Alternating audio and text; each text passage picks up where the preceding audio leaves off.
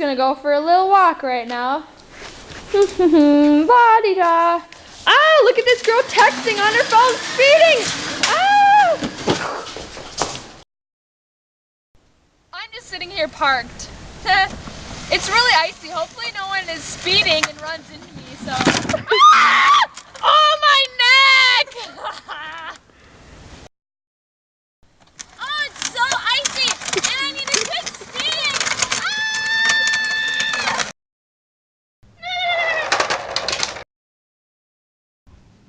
The examples you just saw were examples of why speeding is bad. The first one was a pedestrian getting hit, and that's cultural because it's just wrong. It's just morally wrong to hit a person, and when you're speeding, it's just wrong. Some political reasons why is if you speed, you're more likely to get in an accident, which means we need to hire more cops, which is more money for the government. And if you're speeding, if you don't speed, it lessens your chances of getting in accidents and having to deal with the suing and the insurance and all the laws of accidents. Some economic reasons are you'll have to pay for speeding tickets. If you get tickets, your insurance will go up, or if you get in an accident because you were speeding.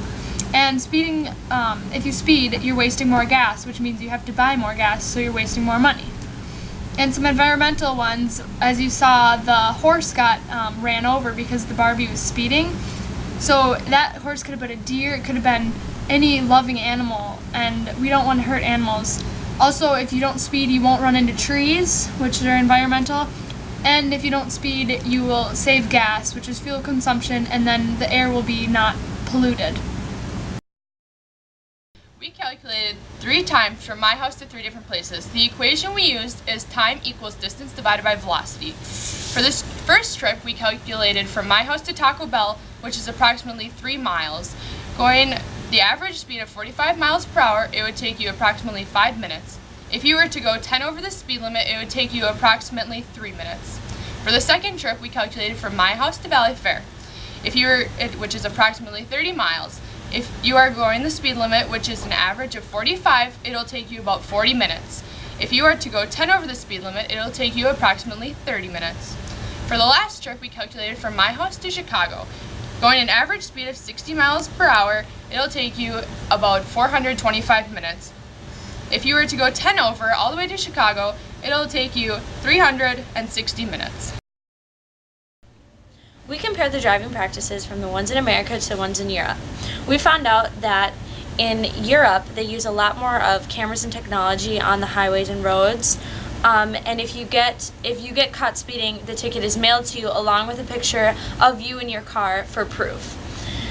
In Europe, the average speed limit on the highway is 75 miles an hour, which is 10 over the average 65 miles an hour speed limits we have in the United States. Drivers must carry a warning triangle and a first aid kit in their vehicle at all times. If you go to Europe and rent a car and the car does not have the first aid kit in your car, then the police will hold you accountable, not the car company you rented your car from. The gas prices in Europe are extremely higher than the ones in the United States. They are ranging from $4.50 in Latvia and up to $7.50 a gallon in Finland. Children under the age of 10 are prohibited from riding in the front seat. In America, children cannot ride up in the front seat. It's a weight limit instead of an age. And instead of getting your permit at 15 and license at 16 in the United States, most places have you get your permit at 17 and your license at 18. We went and measured the speed of 12 cars using one equation. Velocity equals distance times time. On 85th Avenue, the average speed we measured for 12 cars was 47.6 miles per hour. The actual speed is 45 miles per hour. By using this one equation, we found the average car goes 2.6 miles per hour over the speed limit.